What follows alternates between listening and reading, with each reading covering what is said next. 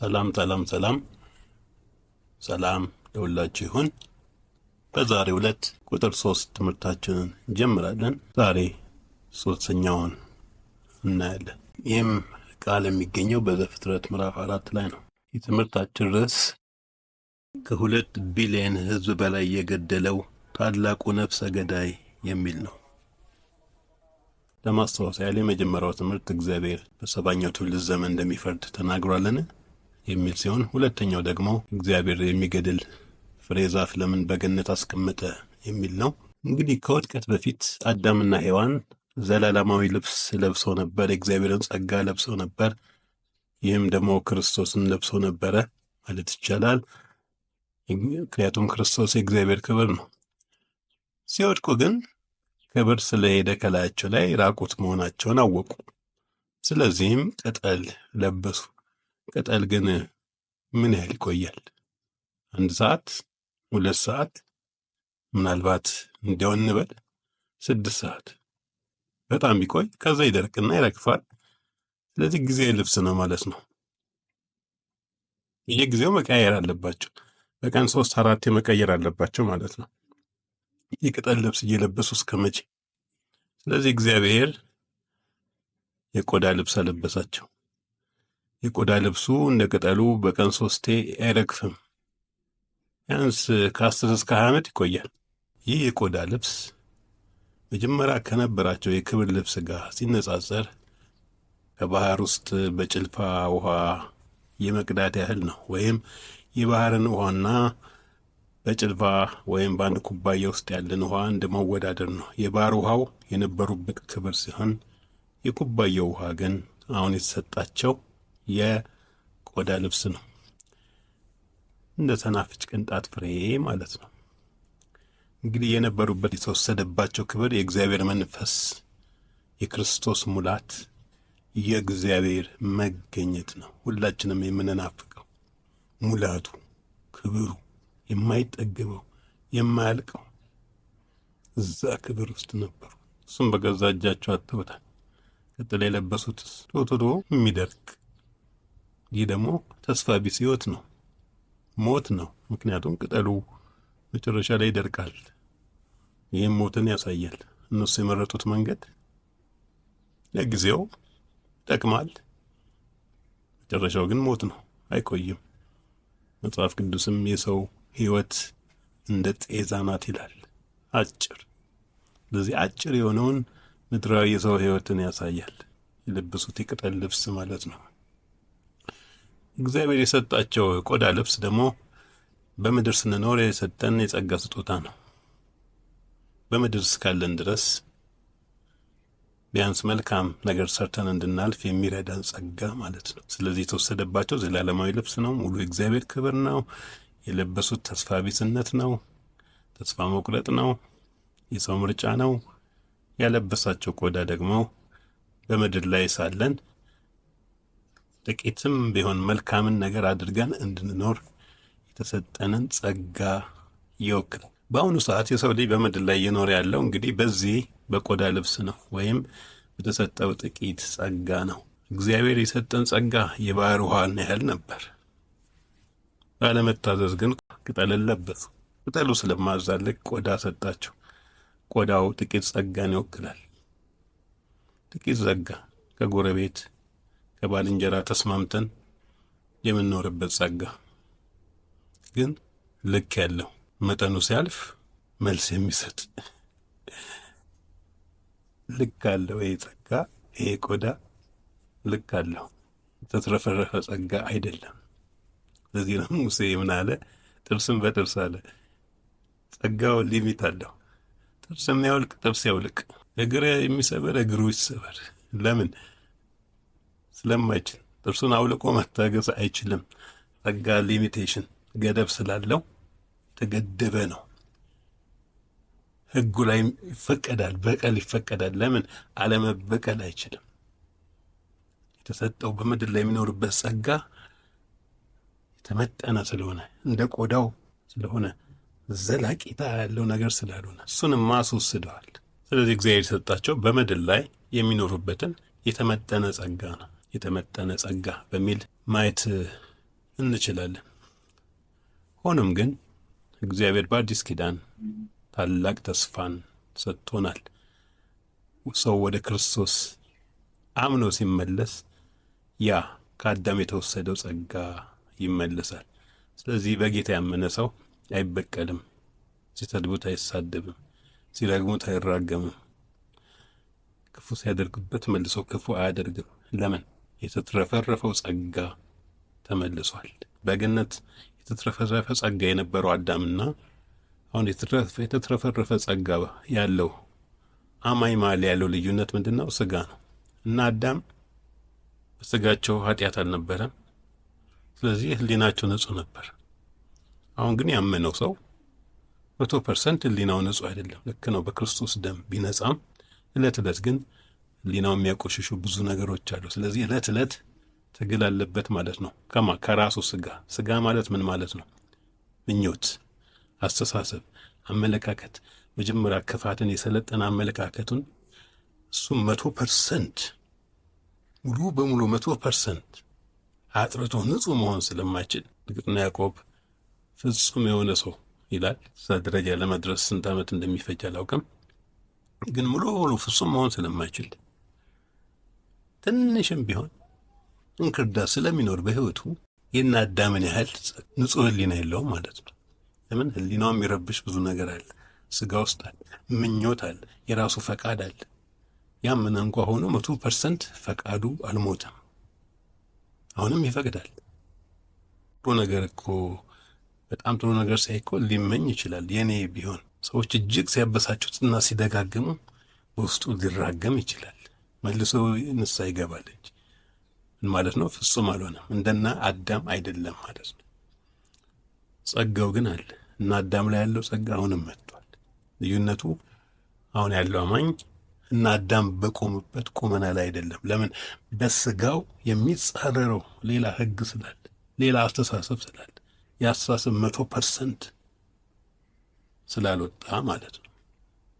ያም ሆነ ግን እግዚአብሔር በክርስቶስ ያንን ጸጋ መልሶታል ለማለት ያህል ነው። እሺ፣ የመጀመሪያውን ጥቅስ እናነባለን። ዘፍጥረት ምዕራፍ 4 ቁጥር 5 እግዚአብሔር ግን በቃየንና በመስዋዕቱ አልተደሰተም። በቃየንና በመስዋዕቱ ግን አልተደሰተም። ቁጥር 4 ምዕራፍ 4 ቁጥር 7 መልካም ብታደርግ ተቀባይነት አታገኝምን? ቃየን በእግዚአብሔር ፊት ሞገስ ያጣው በክፉ ባህሪ ምክንያት እንደሆነ እናያለን። ምክንያቱም መልካም ብታደርግ ኖሮ ተቀባይነት አታገኝም ወይ? ተቀባይነት ያላገኘው መልካም ስላላደረክ ነው። ስለዚህ ተቀባይ እንዳይሆን ያደረገው ስራው ነው። እሱ ውስጡ ጥሩ ያልሆነ ክፉ ልብ አለው። ምክንያቱም ቆይቶ ወንድሙን በመግደል ተገልጧልና ውሎና ዳሩ በክፋት የተሞላ ነው። በእግዚአብሔር ፊት ያቀረበው መስዋዕት መልካም ቢሆንም ምክንያቱም የምድር ፍሬ ነው ያቀረበው። የምድር ፍሬ ደግሞ የዘር ውጤት ነው። እሱ ግን ክፉ ልቡ ክፉ ስለሆነ ከሱ ማንነት የተነሳ መስዋዕቱ ተቀባይነት ሳያገኝ ቀረ። አምልኳችን ምን ጥሩ ቢሆን፣ መልካም ስራችን ምን ጥሩ ቢሆን፣ ለሰዎች ብንሰጥ፣ ስጋችን ለመቃጠል አሳልፈን ብንሰጥ፣ ሰዎችን ብንረዳ፣ ሰዎችን ብናገዝ፣ ያለንን ሁሉ ብንሰጥ፣ ልባችን ግን ክፉ ከሆነ፣ ለክፉ ዓላማ ከሆነ፣ ለመሰሪያ ዓላማ ከሆነ ተቀባይነት የለውም። ስለዚህ እግዚአብሔር የሚያየው ስጦታችንን ሳይሆን ልባችንን ነው። የሰጠንበትን አቲቲዩድ፣ የሰጠንበትን ዝንባሬ፣ የሰጠንበትን መንገድ ነው የሚያየው። ስለዚህ ከመስዋዕታችን ይልቅ ለልባችን በጣም ልንጠነቀቅ ይገባል። እግዚአብሔር ቃል እንዲህ ይላል፣ አስቀድመ መባህን ከማቅረብህ በፊት ሂድና ከባልንጀራህ ጋር ታረቅ ይላል። ምን ማለት ነው? ልብህን ሳታርቅ ከሰው ጋር ችግር አለብህ፣ እዚህ ጋር ግን በጣም ቆንጆ መስዋዕት እያቀረብክ ነው። እግዚአብሔር አይቀበልህም። ለምን? ውስጥ ቂም ይዟል፣ ውስጥ ጥላቻ አለ፣ ውስጥ ጠብ አለ።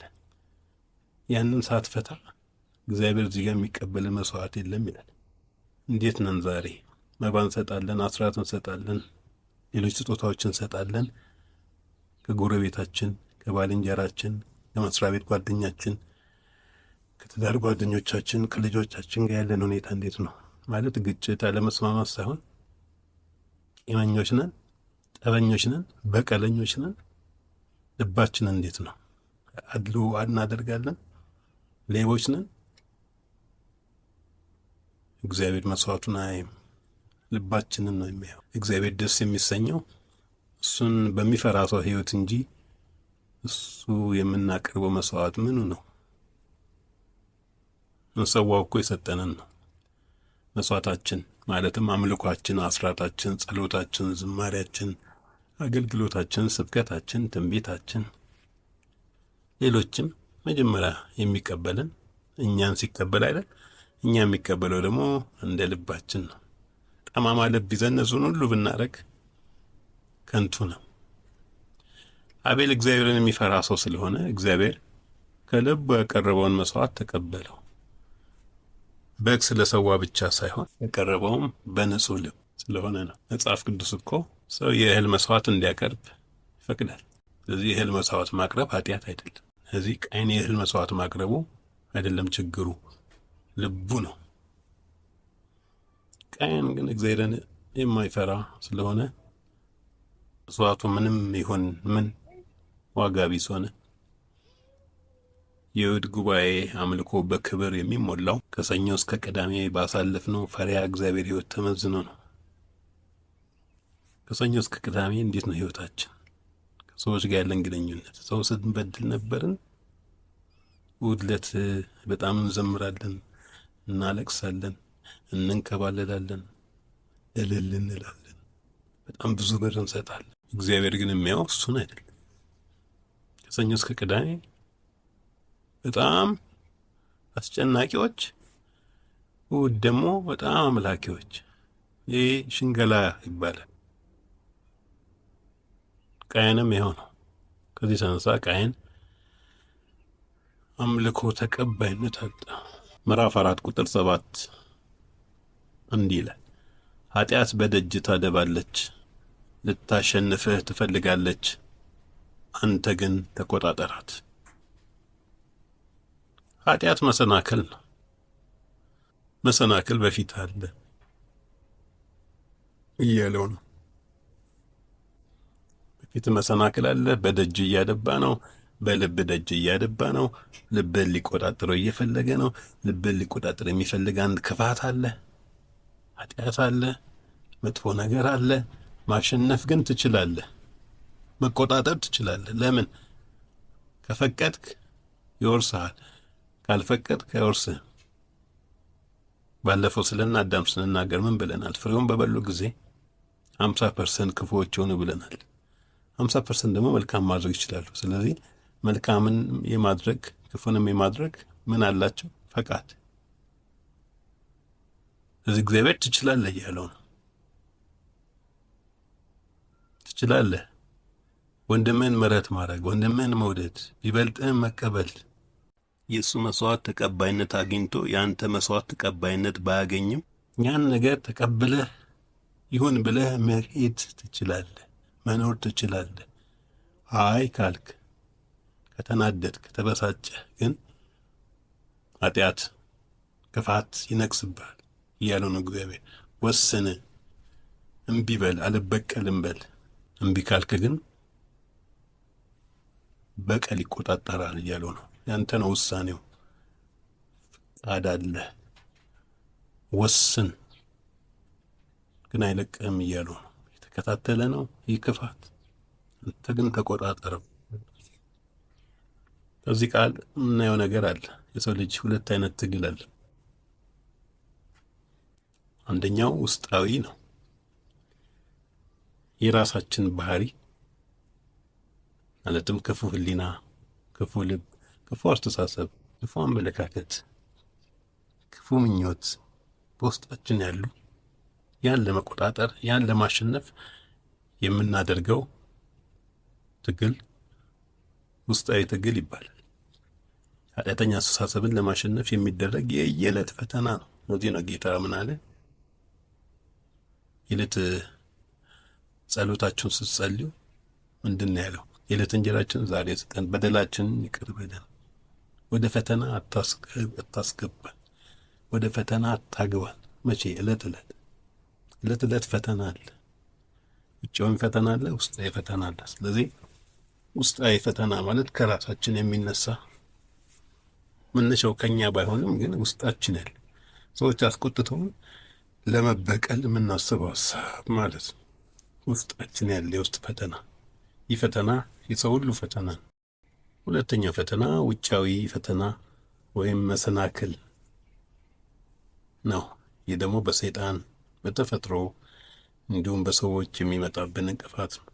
ውስጣዊ ፈተና የሚነሳው ከራሳችን ምኞት ነው። ምንም ተጽዕኖ ሳይደረግብን የሆነ ሰው መልካም ሲሆንለት አይተን ስንቀና፣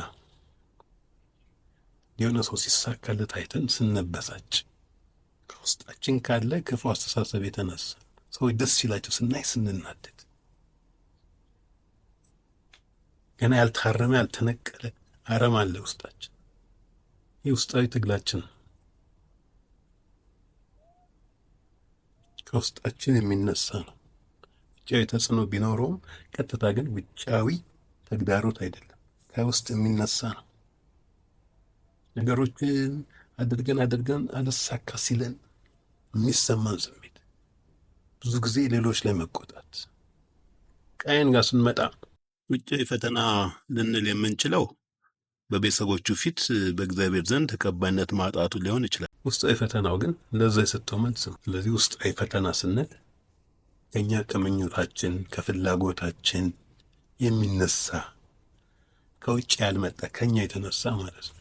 የሌሎችን ስንመኝ፣ የሌሎች ስኬት ሲያናድደን፣ የሌሎች ድል ሲያበሳጨን፣ ይሄ ካልታረመ ከውስጣዊ አስተሳሰብ ከውስጣዊ አመለካከት የሚመጡ ፈተኖች ናቸው። ውጫዊ ፈተና ስንል ደግሞ ከሰዎች ሲሰድቡን፣ ሲያሳድዱን፣ ሲመቱን፣ በተፈጥሮ በጎርፍ በቃጠሎ በጦርነት እንዲሁም ሰው የሚያመጣብን እንቅፋት በአለቃ በክፉ ሰራተኞች በክፉ ጎረቤቶች በተለያየ ሰው የሚሰራብን ሸርና ደባ ይሄ ውጫዊ ፈተና ወይም መሰናክል ይባላል። ለጊዜው ለቃየን የተዘረጋ ወጥመድ አለ።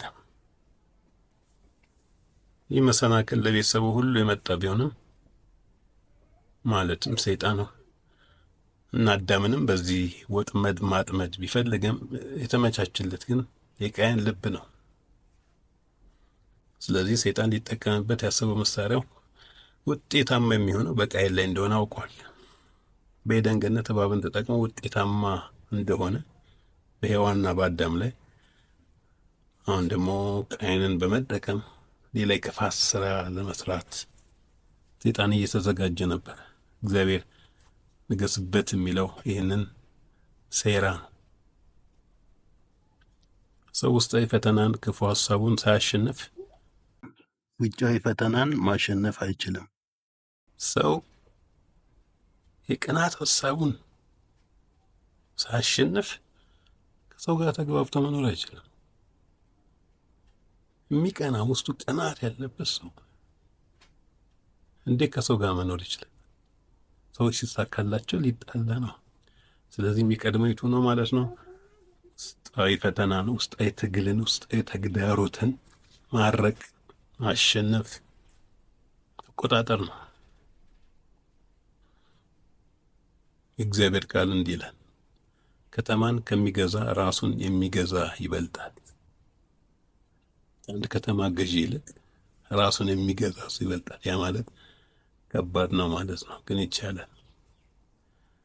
ቃየን ገና ውስጣዊ ፍላጎቱን ስላላሸነፈ ቅናት፣ በቀል፣ ምሬት ያለበት ሰው ስለሆነ አጠገቡ ያለው አቤል ወንድሙ ሲሳካለት ሲያይ ከሰይጣን ለመጣበት ውጫዊ ፈተና እጁን ሰጥ። እግዚአብሔር በውጫዊ ፈተና እንዳይሸነፍ ራሱን እንዲያርም የሰጠውን እድል ሊጠቀም ፈቃደኛ አልነበረም። በውጫዊ ፈተና ሰውን በመግደል እንዳይሸነፍ ውስጣዊ ፈተናውን ቅናቱን እንዲያርም እንዲያስተካክል በእግዚአብሔር ፊት እርዳኝ እንዲል እድል ሰጥቶት ነበር። ፈቃደኛ ያልሆነም የአምልኮ ስርዓቱ ማንነቱን ገልጦበታል። ምናልባት እሱ እኔ ጥሩ ነኝ እያለ ሊሆን ይችላል። እስከዚያ ድረስ እግዚአብሔር አልተቀበለውም።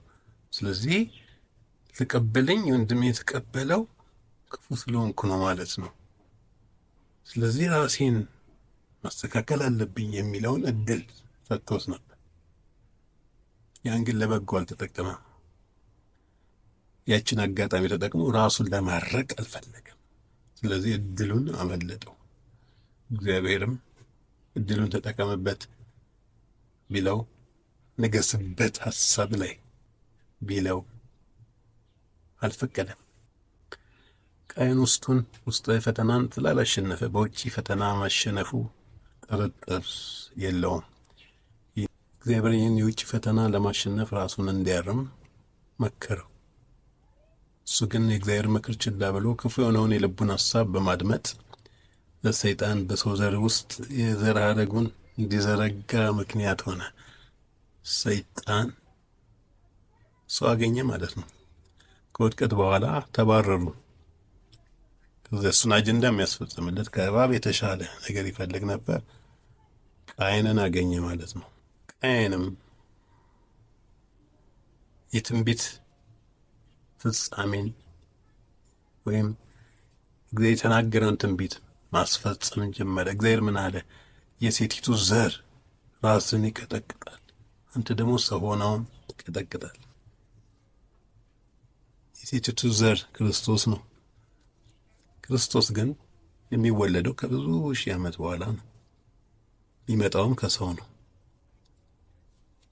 በአቤል በኩል ነው የሚሄደው።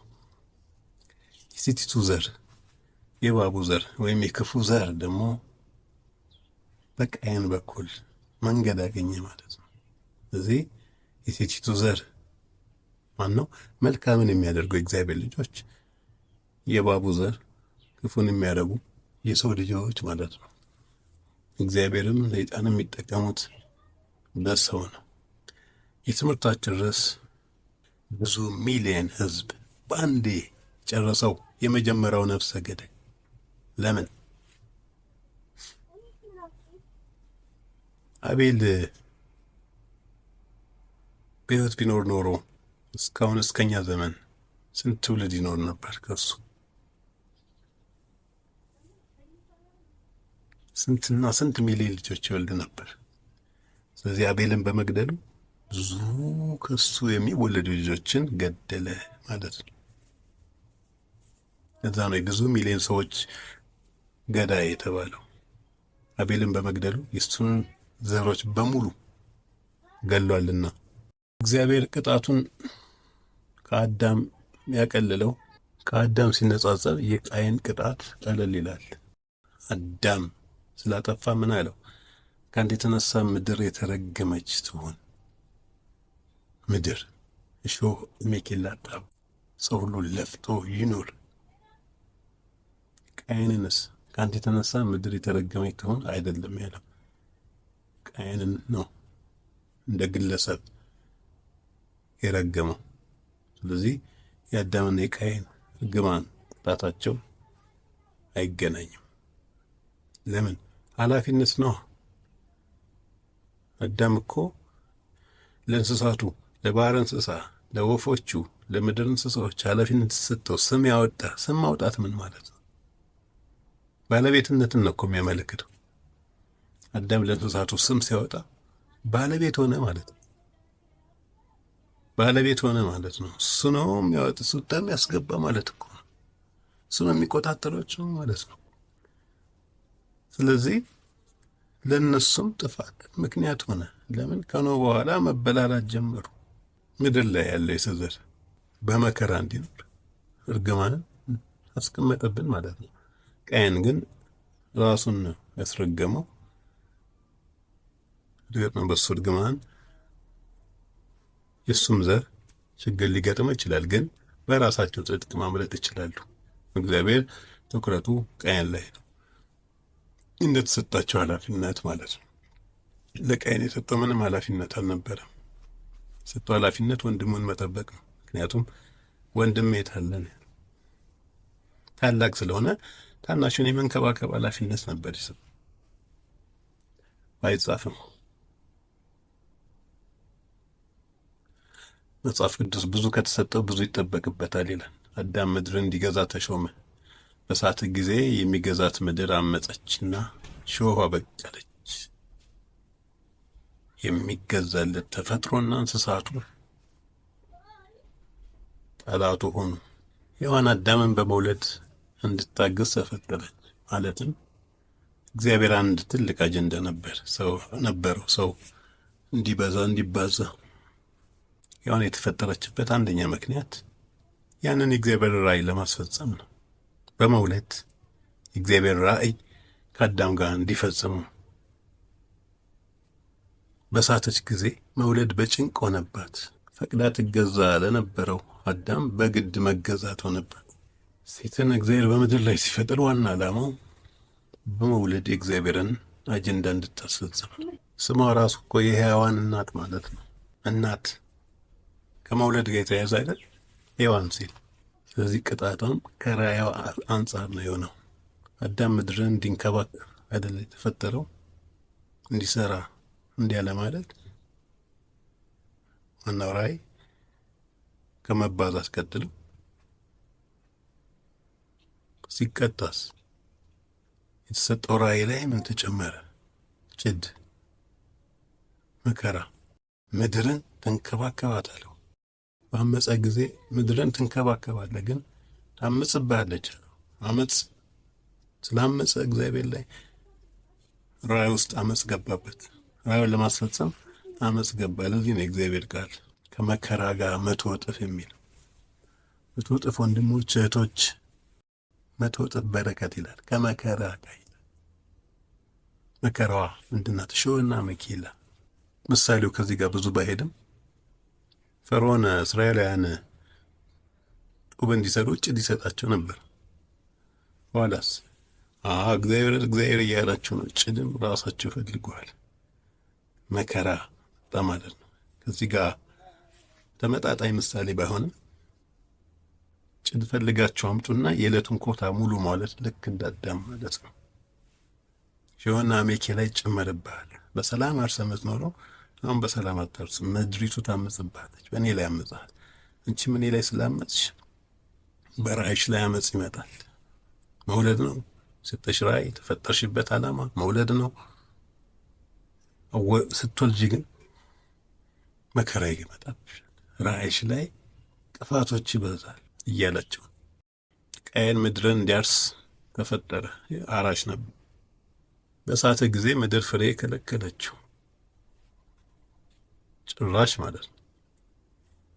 ስለዚህ መሬት ከማረስ ወደ ሌላ ነገር ፊቱን አዞረ።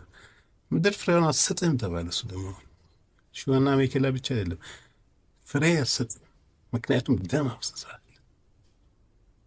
ፍሬ አትሰጥም።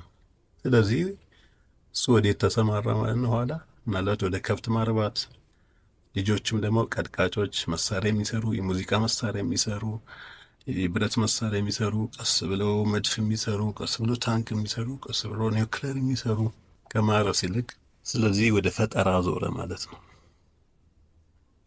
ማረስ አይችልም፣ ቢያርስም አያበቅልምለት። ሲሄድበት ቦታ ሁሉ ምድረ በዳ ይሆናል። ያርሳል፣ ፍሬ የለውም። ስለዚህ ከብት ማርባት ሄዶ ሊሆን ይችላል። ስለዚህ ነው ልጆቹ ቀጥቃጮች፣ ሙዚቃ መሳሪያ የሚሰሩ ወዘተ የሆኑት በእርሻ ፍሬያማ ስላልሆኑ ነው። ቃየንን ኃጢአት መሰናክል ወይም ውጫዊ ፈተና የተቆጣጠረውና ወንድሙ እንዲገድል የወሰነው ከመጀመሪያው በውስጣዊ ፈተና በቅናት መንፈስ የተሸነፈ ስለሆነ ነው። ሰው በመጀመሪያ በውስጡ ይበረታል፣ በእግዚአብሔር ይሸነፋል። ሰው በእግዚአብሔር ሲሸነፍ ነው ብርቱም የሆነው። ጳውሎስ ለዚህ ነው ስደክም እኔ ያን ጊዜ ኃይለኛ ነኝ። ስደክም መከራ፣ ችግር፣ ራቁትነት፣ ስደት፣ ረሃብ፣ የተለያዩ ነገሮች ሲያደክሙኝ ያን ጊዜ ኃይለኛ ነኝ። ለምን? ያን ጊዜ የእግዚአብሔር ኃይል በእኔ ላይ በብርቱ ይገለጣል። ስለዚህ ሰው በውስጡ ማንነቱን እየተወ ሲሄድ፣ ፈቃዱን እየተወ ሲሄድ እግዚአብሔር በውስጡ አቅሙ እየበረታ ይመጣል ማለት ነው። በዚህ አነጋገር ሰው በእግዚአብሔር እየተሸነፈ ሲሄድ ኃይለኛ እየሆነ ይሄዳል ማለት ነው። በውስጡ እየበረታ ይሄዳል። ውስጡ አቅም እያገኘ ይሄዳል። ለእግዚአብሔር ይገዛል፣ ራሱን ይገዛል። የውጭ ፈተና ቢመጣ በድል ይወጣል። መልካም ባያደርግ ሰው ከእግዚአብሔር ጋር በልቡ ባይስማማ ግን ኃጢአት በደጁ እያደባ ነው። ኃጢአት መቼም አለ። ሰይጣን ሁሌ እንደዞረ ነው። አጋጣሚ ነው የሚጠብቀው። ስለዚህ ኃጢአት አለ። ሰው ልቡን ከከፈተ ይመቻችለታል ማለት ነው እንዲሰራ። ከሰው ጋር መጋጨት ይቀጥላል ማለት ነው። ምክንያቱም ምንም ይሁን ምን በልቡ ከእግዚአብሔር ያልተስማማ በዕለት ኑሮ ከሰው ጋር የማይስማማ ጠበኛ ይሆናል። ጠበኛ ማለት የግድ ከሰው ጋር ፊት ለፊት ይጣላል ማለት አይደለም። በተቃርኖ ይኖራል ማለት ነው። የዚህ አይነት ሰው በቤተ ክርስቲያን ካለና ካልተለወጠ ቅዱሳንን የሚያሳድድ የሰይጣን ዕቃ ይሆናል። ዛሬም አሉ። አልፎ አልፎ መሪዎች ናቸው። ዋና ስራቸው ግን ቅዱሳንን ማሳደድ ነው። አሉ ዛሬም። እንዲያውም በቤተ ክርስቲያን ትልቁ እንቅፋት የውጭ ስደት ሳይሆን የውስጥ ስደት ነው። እዛው አምነናል ከሚሉ ነገር ግን የሰይጣን አገልጋይ ከሆኑ ሰዎች የሚመጣ ፈተና። የነቃየንን ማለትም የክፉን ዘር የምንቋቋመው በጸሎት ጸንተን ስንቃወመው ነው። ምክንያቱም እግዚአብሔር ስንዴ መሃልን ክርዳድ ያገኘን እንንቀለው ወይ ሲሉት ጌታን ተው በመከር ቀን ይለያል አለ። አሁን ግን ክርዳድ እንነቅላለን ብላችሁ ስንዴ ትነቅላላችሁ። ይመሳሰላሉ። ታዩ ከላይ በፍሬ ነው የምትለዩዋቸው። ክርዳድ ፍሬ የለውም። እንጭጭ ሆኖ አይታወቅም። ልክ ሲያድግና እንዲሁ ሲደርስ ግን የቱን ክርዳድ እንደሆነ የቱ ስንዴ እንደሆነ ይታወቃል። ያኔ ለመንቀልም ይመቻል። ስለዚህ እንክርዳድ እንዲነቀል ከፈለግን እኛ በጌታ መበርታት አለ። እኛ በጌታ ስንበረታ ጥሩ ስንዴዎች ስንሆን እንክርዳዱ ይለያል። እኛ በምስጋናና በአምልኮ በመስጠት ስንሞላ ያ ሲሳደብ ይያዛል ማለት ነው። ከተቀላቀልና ከተመሳሰልን ግን ዳር መለየት ይከብዳል። ስለዚህ ቅዱሳን በጌታ መበርታት፣ ጥሩ ስንዴ መሆን፣ ከጨለማ ስራ መራቅ፣ ስንዴው እንዲታይና እንክርዳዱ እንዲጋለጥ ያደርጋል። ክርስቲያኖች ብርቱ በሆኑበት ቦታ አመፀኞች በቀላል ይጋለጣል፣ ኤክስፖዝድ ይሆናሉ ማለት ነው። ስለዚህ ሰይጣን ቤተክርስቲያን ለብ ያለች እንድትሆን ነው የሚፈልገው። ብቱም ያልሆነች ያልሞተች፣ ከሞተች ያው ሞተች አለቀ ይበቃናል። ብቱ ከሆነችም ታጠፋለች። ስለዚህ ለብ ያለች ለሱ የምትመች የእሱን ልጆች እዛ እየቀፈቀፈ የሚያበዛበት ቦታ ማለት ነው። ስለዚህ የዛይቱን ፈተና የምንቋቋመው በብርቱ ጸሎት ነው። የእግዚአብሔር ምርጦች ከነዚህ የሚያመልጡት በጥበብ በጥንቃቄና ከክፉ በመሸሽ ነው። በአሁኑ ዘመን ደግሞ ይበልጥ በብርቱ መንፈሳዊ ውጊያ መቃወምም አለ። የዘመን መጨረሻ ስለሆነ ቀን በቤተ ክርስቲያን ያለውን የክፉን ዘር ይወቅል እንደተናገረው ጌታ የሴቲቱ ዘር የእባቡ ዘር ብሏል። የእባቡ ዘር ያለው ውጭ ብቻ አይደለም፣ በዋነኝነት ቤተ ክርስቲያን ነው ያለው። ሐሰተኛው ክርስቶስ ከየት ነው የሚመጣው? ሐሰተኛ ክርስቶስ ነው እኮ የሚለው። ሐሰተኛ ፖለቲከኛ አይደለም። ሐሰተኛ ሙስሊም ነው። ሐሰተኛ ሂንዱ አይደለም። ሐሰተኛ ክርስቶስ፣ ሐሰተኛ ክርስቲያን። ክርስቲያን ከተባለው ነው የሚወጣው። ክርስቶስ ማለት ክርስቲያን ነው እያልኩ ግን ከቤተ ክርስቲያን ነው የሚወጣው። የክፉ ዘር ዋና ምሽግ ለብ ያለች ቤተ ክርስቲያን ናት። ለኃጢአት የምትመች የምታመቻመች፣ ብዙ አስራት የሚሰጡ የማይገሰጽበት፣ ለሀብታሞች አድሎ የሚደረግበት፣ ጸጋ ላይ የተባለ ነቢይና ሐዋርያ የሚሏቸው የማይገሰጹበት ያ ነው የክፉ ዘር መቀፍቀፊያ ማዕከል። ሐሰተኛ ክርስቶስን የሚወጣው ከዛው ነው። እኛ ግን ቤተ ክርስቲያን እንላለን። እዚህ ነው መጽሐፍ ቅዱስ ላይ በራእይ ላይ ከእናንተ መሃል ጥቂቶች አላችሁ ነጭ ልብስ የለበሳችሁ ከኔ ጋር ትሄዳላችሁ፣ አብዛኛው ግን አይደለም ማለት ነው። በራእይ ምዕራፍ ላይ ቃየን የአዳም ዘር ነው፣ ግን የሰይጣን ለሰይጣን ያደረ ነው። ቃየን ባያምንም አማኝ ተብሎ ቤተ ክርስቲያን ይመላለሳል። የአዳም ልጅ ነው። አመልካለሁ ይላል፣ ግን ከልቡ አይደለም። በእግዚአብሔር ቤት ሰላማዊ መስሎ የሚኖረው የሚበልጠው እስከሌለ ድረስ ነው። ከሱ የተሻለ ተወዳጅ ሰው፣ ተወዳጅ ዘማሪ፣ ተወዳጅ ነቢይ፣ ተወዳጅ ነጋዴ፣ ተወዳጅ ሀብታም፣ ተወዳጅ የተማረ ሲገለጥ ገድሎ አንደኝነቱን ያስጠብቃል። ታታሪና ትጉ ነው። ቃየን ትጉ ነው። ይሱ ነው የሚከብደው። ከብት ማርባት ወይስ እሾህና አሜኬላ በምታበቅል ምድር ላይ ዘርዘርቱ ማጨት? የሚከብደው መዝራት ነው። ቃየን ያን ነበር የሚሰራው። ትጉ ገበሬ ነው። ይህን የሚያደርገው ግን ለአንድና አንድ ዓላማ ነው። ሰው እሱን እንዲያከብረው ነው። ሰው በልጦ ለመታየት ነው። እዚህ ጋር ግን በእግዚአብሔር ፊት ተበለጠ። ታትራል፣ ይተጋል፣ ይለፋል። ዓላማው ከፍ ብሎ ለመታየት ነው። ከፍ ብሎ ታይቶስ ምንድነው ጥቅሙ? ሰው እንዲያከብረው ነው። ጎበዝ እንዲለው ነው። እንዲያጨበጭብለት ነው። እንዲሰግድለት ነው። እንዲዘመርለት ነው። ሌላ ሰው ከቀደመው ወይም የቀደመው ከመሰለው ጠልፎ ለመጣን ፈጣን ነው። የተለያዩ ዝነኞች ብቅ ሲሉ ብዙ አያሳስበውም። በጥበብ የራሱ ጋሻ ጃግሬ ያደርጋቸዋል። እነሱን ወስዶ ማለት ነው እነሱ እንዲሰሩ ያደርጋል። እግዚአብሔር የሚፈራ ጀግና ከመጣ ግን ልቡ ወደ እግዚአብሔር ስለሆነ እንደማይንበረከክለት ስለሚያውቅ በቅናት ይበግናል። እስኪያጠፋው ደግሞ አይተኛም። ቃየን ታታሪ፣ ጎበዝ፣ ብርቱ ግን ራሱን የሚያከብርና የሚበልጠውና የማይገዛለት በተለይም በእግዚአብሔር የሚደገፍ ሰውን ደምሳሽ ነው። ሁልጊዜ አንደኛ ሆኖ መኖርን፣ ጌቶች ተብሎ መጠራትን እንደ ዋና አጀንዳው ይዞ ይጓዛል። ንጉሥ ሳኦል የዚህ ሰው ነበር። ዳዊት 10,000 ገደለ፣ ሳኦል 1,000 ገደለ ሲባል ተናደደ።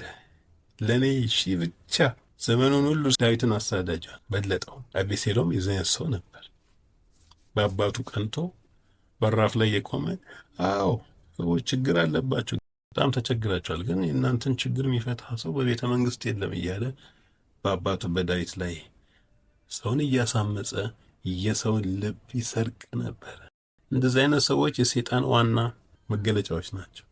እንደዚህ ሰዎች የሰውን ክብር በጣም የሚፈልጉ ስለሆኑ በሰው ፊት አንሶ መገኘት አይፈልጉም። ቢሞቱ ይሻላቸዋል። ለማነሳቸው ምክንያት የሆነውን ሰው በተለይም በእግዚአብሔር ፊት የተሻለ ተቀባይነት ያለውን ሰው ካላጠፉ የማይተኙ ቀናተኞችና አጥፊዎች ናቸው። ከነዚህ አንዱም ለእግዚአብሔር በዘመኑ ሁሉ ተሸንፈው አያውቅም።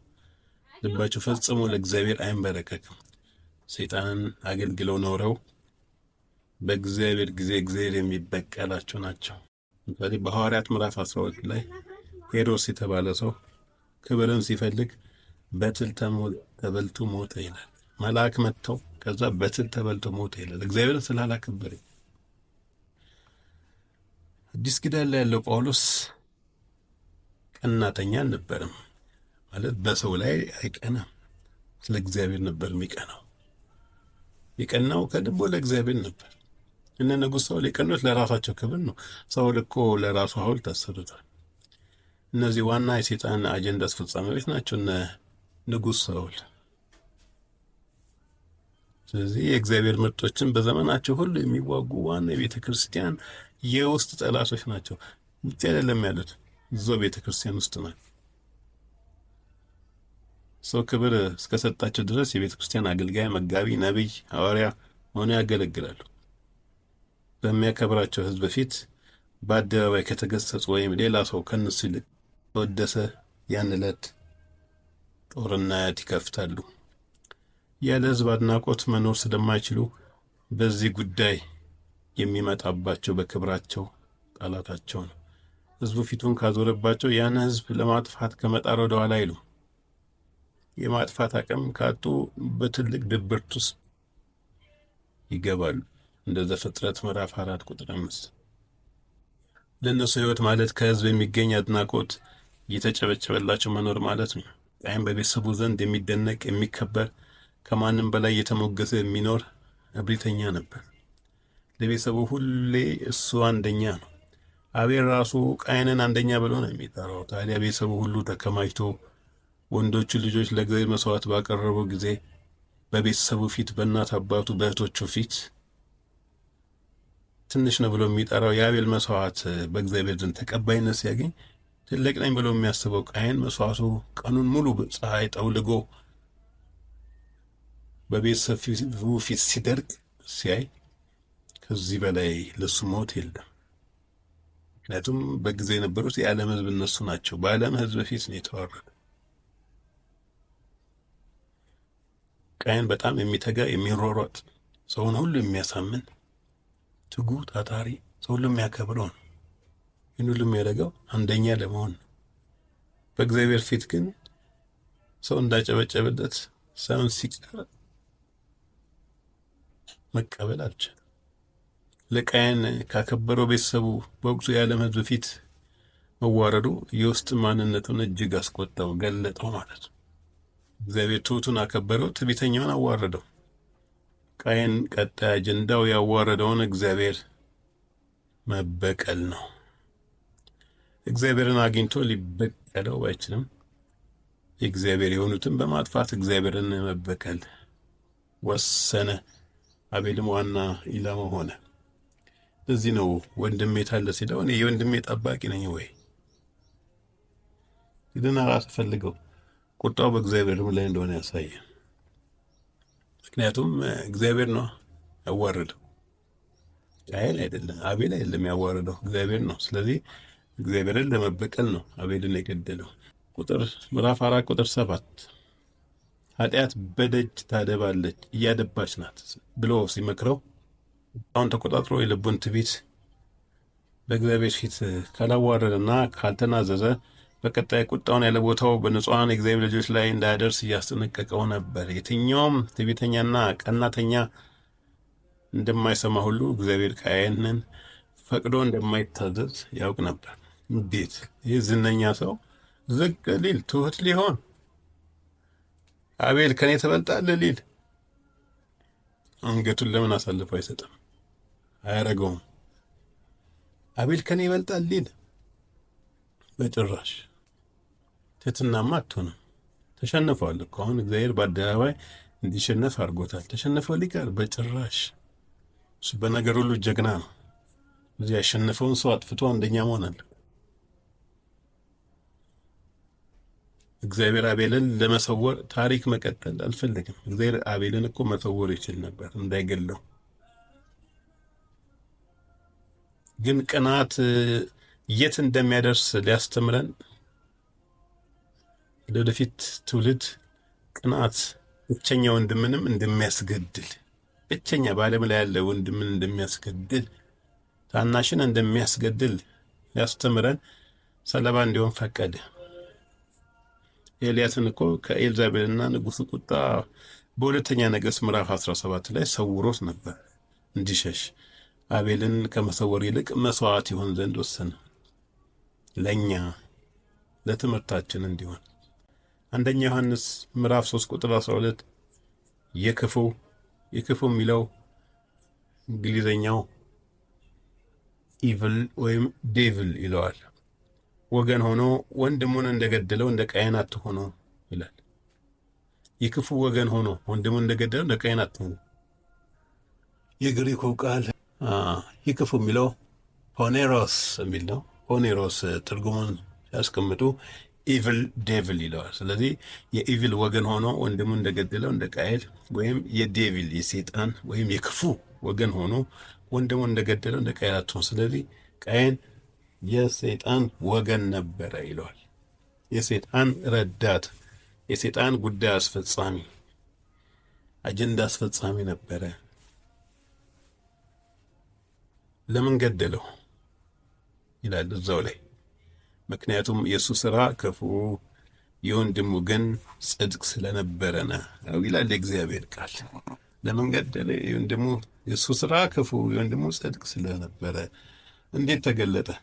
እስከዛ ጊዜ ድረስ እኮ ቃየል እኮ ዝነኛ ነው፣ ተወዳጅ ነው፣ ሰው ሁሉ የሚያከብረው ማለት ያው ቤተሰቦቹ ሰው ሁሉ የሚያከብረው ዝነኛ ሰው ነው። እግዚአብሔር ፊት ግን አይቻልም ተመሳስሎ ማለፍ። እግዚአብሔር ክፋቱን ገለጠበታ። ስለዚህ ክፉ መሆኑ ተገለጠ ማለት ነው። ወንድሙ ደግሞ ጻድቅ መሆኑ ተገለጠ። ስለ ቃየን ሲያስረዳ አንደኛ ከክፉ ነው ይላል፣ ከሰይጣን ወገን ነው ወይም ሐሳቡ የሰይጣን ይላል። ሁለተኛ ወንድሙን በዓለም ያለውን ብቸኛ ወንድሙን በጭካኔ ገደለው። ለምን ገደለው ሲል ስራው ውሎ ተግባሩ ክፉ፣ የወንድሙ ስራ ደግሞ መልካም ጽድቅ ስለሆነ ነው። ጽድቅ ማለት በእግዚአብሔር ዘንድ ተቀባይነት ያለው ማለት ነው። አንድ ትዕቢተኛ ሕዝቡ እስካከበረው ድረስ በሰፈሩ መልካም ባህሪ ያለው ሆኖ መመላለስ ይችላል። እግዚአብሔር ግን ልቡን ሲበዝን ትዕቢትን ያያል እና የትኛውም መልካም ስራው ተቀባይነት የለውም። ትዕቢተኛን ይቃወማል እግዚአብሔር ስለሚል። ክፍል 1 ትምህርታችን በዚሁ ያበቃል። በክፍል 2 እስከምንገናኝ ሰላም ለሁላችን ይሁን።